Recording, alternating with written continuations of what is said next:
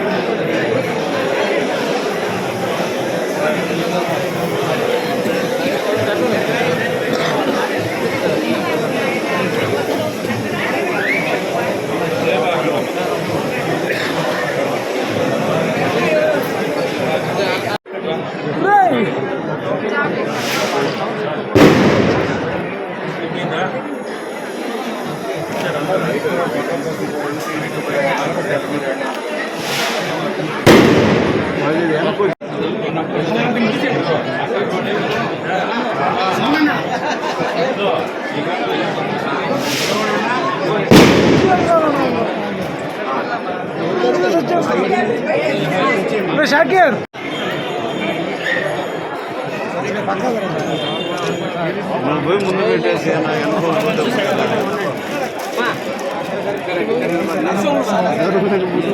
సేవ పథకం